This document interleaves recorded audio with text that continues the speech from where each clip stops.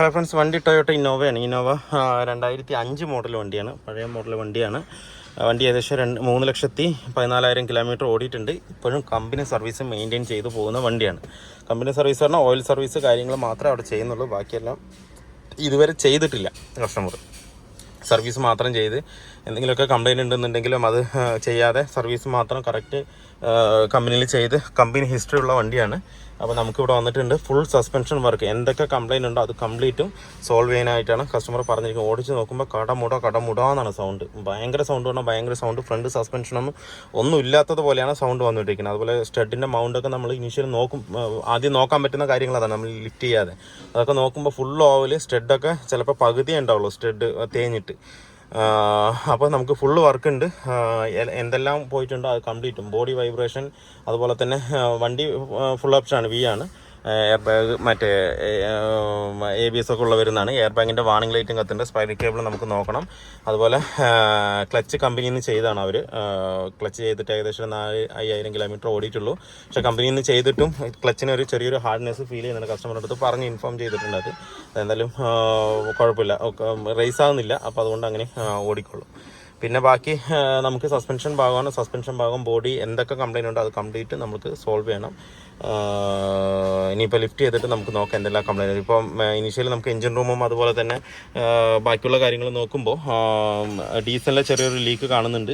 അതുപോലെ തന്നെ എന്താ പറയുക, സ്റ്റിയറിങ്ങിൻ്റെ കോളം ബൂട്ടും കാണുന്നുണ്ട്, കംപ്ലയിൻറ്റ് പൊട്ടി കിടക്കുന്നതാണ്. അപ്പോൾ അതുകൊണ്ട് അതിൽ ഹീറ്റും അതുപോലെ എഞ്ചിൻ്റെ നോയ്സൊക്കെ പക്കയായിട്ട് ഉള്ളിലേക്ക് വരുന്നുണ്ട്. ഇനി നമുക്ക് ലിഫ്റ്റ് ചെയ്തിട്ട് നോക്കാം എന്തൊക്കെ കംപ്ലയിൻ്റ് ഉണ്ടെന്ന്. നമുക്ക് എഞ്ചിൻ റൂം നോക്കുകയാണെന്നുണ്ടെങ്കിൽ ഈ ഭാഗത്തു നിന്നാണ് ചെറിയ ലീക്ക് വരുന്നത്. എന്ന് വെച്ച് കഴിഞ്ഞാൽ സീലിൻ്റെ ലീക്കാണ്, വാൾക്കാർ ലീക്കില്ല. നമുക്കിനി ചിലപ്പോൾ അയച്ചു കഴിഞ്ഞാൽ വാൾക്കാർ കംപ്ലയിൻ്റ് ഉണ്ടെങ്കിൽ അത് നമുക്ക് നോക്കേണ്ടി വരും. പിന്നെ 2022 6 മാസമാണ് ടൈമിംഗ് ബെൽറ്റ് മാറിക്കുന്നത്. അത് കമ്പനിയിൽ ചെയ്തുകൊണ്ട്, അപ്പോൾ അതുകൊണ്ട് അത് നോക്കേണ്ട ആവശ്യമില്ല. പിന്നെ അതുപോലെ തന്നെ ഡീസൽ ഫിൽറ്റർ, എയർ ഫിൽറ്റർ കാര്യങ്ങളൊക്കെ കസ്റ്റമർ മാറിയിട്ടുണ്ട് എന്നാണ് പറഞ്ഞത്. ബാക്കി എന്തായാലും ലിഫ്റ്റ് ചെയ്തിട്ട് നോക്കാം.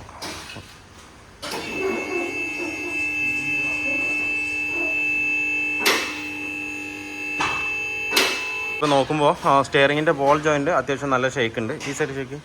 അതുപോലെ തന്നെ സ്റ്റിയറിങ്ങിൻ്റെ ബൂട്ടും ഇതിനകത്ത് പൊട്ടി നിൽക്കുന്നുണ്ട്. ഈ സൈഡ് അത്യാവശ്യം നല്ല ഷേക്ക് ഉണ്ട്. എന്താ വെച്ച് കഴിഞ്ഞാൽ എൻഡും പോയിട്ടുണ്ട്, സ്റ്റിയറിങ്ങിൻ്റെ ബോൾ ജോയിൻറ്റും ഇതിനകത്ത് പോയിട്ടുണ്ട്. അപ്പോൾ രണ്ട് സൈഡ് ബോൾ ജോയിൻറ്റ് എൻഡ് ഇതിനകത്ത് മാറ്റണം. ഇനി ബാക്കിയുള്ളതും കൂടെ നോക്കാം.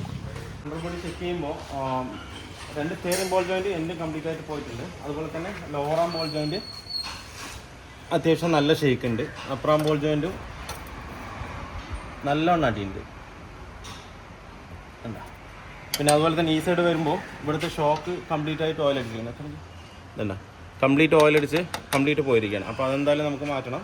ഈ സൈഡും അതേപോലെ തന്നെ നമുക്ക് ലോവർ ആമിൻ്റെ ബോൾ ജോയിൻറ്റും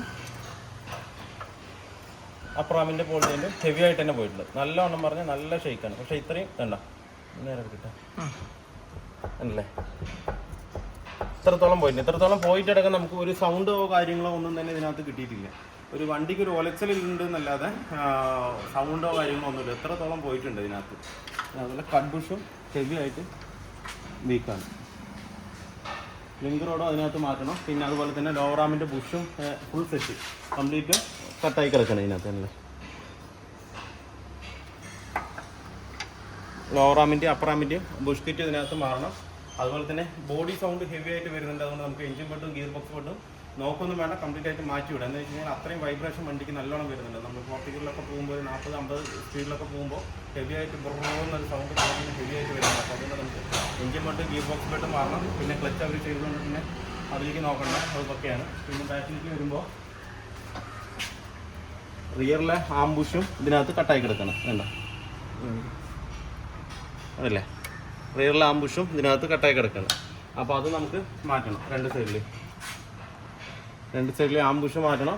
റിയറിലെ ഷോക്കും ഇതിനകത്ത് എന്തായാലും ചേഞ്ച് ചെയ്യണം. എന്ന് വെച്ചാൽ റിയറും അത്യാവശ്യം നല്ലവണ്ണം പാളിച്ചുണ്ട്. അപ്പോൾ അതുകൊണ്ട് റിയറിലെ ഷോക്കും അതിൻ്റെ ഫ്രണ്ടും ബാക്കും സസ്പെൻഷൻ എന്തായാലും കംപ്ലീറ്റ് വർക്ക് ചെയ്യണം. കട്ട് ബുഷ് ഇതിലിട്ടിരിക്കുന്നത് ഇതിൻ്റെ എല്ലാം ഇട്ടിരിക്കുന്നത് ഇതിന് ഇങ്ങനെ ബൾജായി നിൽക്കില്ല, കറക്റ്റായിട്ട് നിൽക്കും. അപ്പോൾ അത് നമുക്ക് ഇതിനകത്ത് മാറ്റിവിടാം. പിന്നെ ഇത് ഷോക്ക് ലീക്ക് വന്നു തുടങ്ങിയിട്ടുണ്ട്. അപ്പോൾ പിന്നെ രണ്ട് ഷോക്കും ബാക്കിയുള്ള suspension parts complete, front and rear suspension complete നമുക്ക് ചെയ്യാം. എന്നാൽ മാത്രമേ നമുക്കത് പക്ക ക്ലിയർ ആവുള്ളൂ. വണ്ടി ഓടിക്കാനൊരു സുഖം കിട്ടുള്ളൂ. ആ വൈബ്രേഷൻ കംപ്ലീറ്റ് ആയിട്ട് നമുക്ക് പോകുള്ളൂ. സ്റ്റാർ ജോയിൻറ്റ് നല്ല ഷേക്ക് ഉണ്ട് ഈ സൈഡ്. ഇതും ഹെവി ആയിട്ട് പോയിട്ടുണ്ട്, നല്ല സൗണ്ടും ഉണ്ടാക്കുന്നുണ്ട്. ഇത് ഒന്നും തന്നെ ഇല്ല.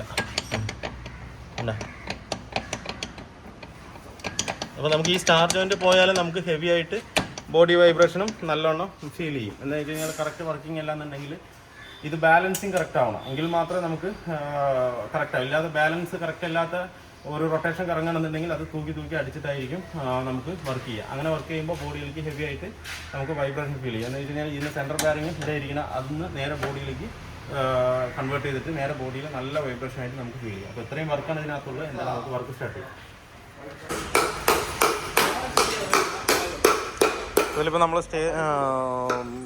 സ്റ്റാർ ജോയിൻറ്റ് 3 മാറുന്നില്ലേ, 3 സ്റ്റാർ ജോയിൻറ്റ് ഇതിനകത്ത് മാറുന്നുണ്ട്. ഇത് നേരത്തെ ഇതിൽ ഗ്രീസ് ഇല്ലാതെ കംപ്ലൈൻ്റ് ആയിട്ടാണ് ഈ സൗണ്ടും കാര്യങ്ങളും വന്നത്. എന്താ ഇതിനകത്തൊന്നും പിന്നെ ഗ്രീസും ഇല്ല, ഒന്നുമില്ല. നമ്മൾ മാറ്റുന്നുണ്ട്. പിന്നെ അതുപോലെ തന്നെ ഇതിലിപ്പോൾ നമ്മൾ ചെയ്തതെന്ന് പറഞ്ഞു കഴിഞ്ഞാൽ steering ball joint, tie rod end, stabiliser, link rod, front shock, lower arm ball joint, upper arm ball joint, അതിൻ്റെ സസ്പെൻഷൻ പുഷ് കിറ്റ് കംപ്ലീറ്റും, അതേപോലെ തന്നെ ഇപ്പുറത്തെ സൈഡ് കംപ്ലീറ്റും പോയ തന്നെയായിരുന്നു ഇതിനകത്ത്. ഈ സൈഡും അതുപോലെ steering ball joint, tie rod end, link rod, shock, upper arm ball joint, lower arm ball joint complete ആയിട്ട് നമ്മളിതിനകത്ത് മാറ്റിയിട്ടുണ്ട്. അതുപോലെ തന്നെ നമ്മൾ ഇതിൻ്റെ എൻജിൻ മൗണ്ടിന് മാറണം, അഴിച്ചിട്ടില്ല, മാറ്റണം. അതുപോലെ ഗിയർ ബോക്സ് മൗണ്ട് ഇതിനകത്ത് മാറിയിട്ടുണ്ട്. പിന്നെ പ്രൊപ്പൽ ഷാഫ്റ്റ് അഴിച്ച് വെച്ചിരിക്കുകയാണ് സ്റ്റാർ ജോയിൻറ്റ് മാറാനായിട്ട്.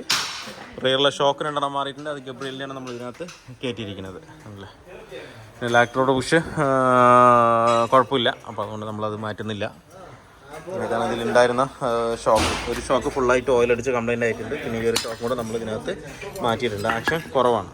നമ്മൾ ആക്ഷൻ നോക്കുകയെന്ന് പറഞ്ഞു കഴിഞ്ഞാൽ ഫുള്ള് അമർത്തിയിട്ട് 18 സെക്കൻഡിനുള്ളിൽ നമുക്കിത് പൊങ്ങി മുകളിലേക്ക് വരണം.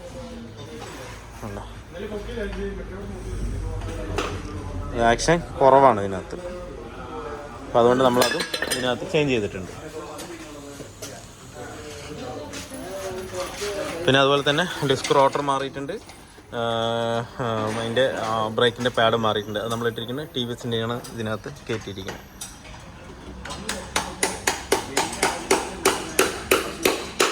ഇന്നോവ വർക്ക് ഫുള്ളി കംപ്ലീറ്റ് ആയിട്ടുണ്ട്. ഇതിൽ ചെയ്തതെന്ന് പറഞ്ഞു കഴിഞ്ഞാൽ ഫുള്ള് സസ്പെൻഷൻ വർക്ക് ചെയ്തിട്ടുണ്ട്. അതുപോലെ തന്നെ steering column boat, engine mount, gear box mount എപ്പോഴും നമ്മൾ ചെയ്യുന്ന പോലെ ഇന്നോവ എല്ലാ വർക്കും ഇതിനകത്ത് ചെയ്തിട്ടുണ്ട്. ക്ലച്ച് ഒഴിച്ച് ബാക്കി എല്ലാം ചെയ്തിട്ടുണ്ട്. ക്ലച്ച് ജെനുവൻ ക്ലച്ചാണ് ഇട്ടിരിക്കുന്ന കസ്റ്റമർ. അപ്പോൾ അതുകൊണ്ട് ക്ലച്ച് മാത്രം വിട്ടിട്ട് ബാക്കി എല്ലാം ചെയ്തിട്ടുണ്ട്. പിന്നെ ഇതിന് വേറൊരു കംപ്ലൈൻറ്റ് ഉള്ളതെന്ന് വെച്ചാൽ എയർ ബാഗിന് വേണമെങ്കിൽ സ്റ്റിയറിംഗ് വീൽ ഒട്ടും തന്നെ അഴിയണില്ല. അപ്പോൾ അതുകൊണ്ട് അത് നമുക്ക് ചെയ്യാൻ പറ്റിയിട്ടില്ല. സ്റ്റിയറിംഗ് വീൽ ഇല്ലാന്നുണ്ടെങ്കിൽ അടിച്ച് പൊളിച്ചെടുക്കണം. ആ ഒരു രീതിക്കാണ് നിൽക്കുന്നത്. അതുപോലെ സ്റ്റിയറിംഗ് കോളത്തിനും ഒരു ടൈറ്റ് ഫീൽ ചെയ്യുന്നുണ്ട്. ഇതിനകത്ത് ചെറിയൊരു പ്രശ്നമുണ്ട് കോളത്തിനും. അപ്പോൾ ആ ഒരു കംപ്ലൈൻറ്റ് ഉണ്ട്. പിന്നെ ബാക്കിയുള്ള എല്ലാ വർക്കുകളും പക്ക കംപ്ലീറ്റ് ആയിട്ടുണ്ട്. അതുപോലെ തന്നെ ഡോർ പാഡ് കാര്യങ്ങളെല്ലാം പോയപ്പോൾ തന്നെ വണ്ടി ഓടിക്കാൻ പക്ക സൈലൻ്റായി. നേരത്തെ ഇങ്ങനെ എല്ലാ വണ്ടി ആടി പോകും. അങ്ങനെ ഒരു ഭയങ്കര ഒരു ബുദ്ധിമുട്ടായിരുന്നു ഓടിച്ച് കൊണ്ടുപോകാൻ തന്നെ. ഇപ്പോൾ അതെല്ലാം ഒക്കെ ആയിട്ട്, പക്ഷേ സ്റ്റിയറിങ്ങിൻ്റെ ചെറിയൊരു പ്രശ്നം കൂടെ ഉണ്ട് ഇതിനകത്ത്. അത് ഞാൻ എന്താണെന്നുള്ളത് നോക്കിയിട്ട് ഒന്നുകൂടെ നോക്കി ക്ലിയർ ചെയ്ത് കൊടുക്കാം. അല്ലാന്നുണ്ടെങ്കിൽ പിന്നെ സ്റ്റിയറിംഗ് കോളം അസംബ്ലി നമ്മൾ സെക്കൻഡ് ഹാൻഡ് ഒരെണ്ണം മേടിച്ച് ഇടണം. അതേ നടക്കുള്ളൂ. എന്താണെന്ന് വെച്ച് കഴിഞ്ഞാൽ ടിൽറ്റഡും ഇതിൽ കംപ്ലൈൻ്റ് ആണ്. അതുകൊണ്ട് എല്ലാം കൂടെ നമുക്ക് ഒരു സ്റ്റിയറിംഗ് കോളം അസംബ്ലി മേടിക്കുന്നതായിരിക്കും കുറച്ചുകൂടെ ബെറ്റർ. എന്തെങ്കിലും മാക്സിമം ചെയ്യാൻ പറ്റുന്നത് ചെയ്ത് നോക്കാം. കിട്ടണമെന്നുണ്ടെങ്കിൽ ഓക്കെ, ഇല്ലാന്നുണ്ടെന്നുണ്ടെങ്കിൽ അതൊന്ന് ഇതാക്കണം. എന്താ വെച്ചാൽ സ്റ്റിയറിംഗ് കുറച്ചുകൂടെ ടൈറ്റായി, അത്യാവശ്യം നല്ലൊരു ടൈറ്റ് ഫീൽ ചെയ്യുന്നുണ്ട്. നേരത്തേക്കാളും ഒരു ചെറിയൊരു ടൈറ്റ് ഫീൽ ഇത് കൂടുതൽ തോന്നുന്നുണ്ട്. അപ്പോൾ അതെന്താണെന്നുള്ളത് നോക്കാം നമുക്ക്.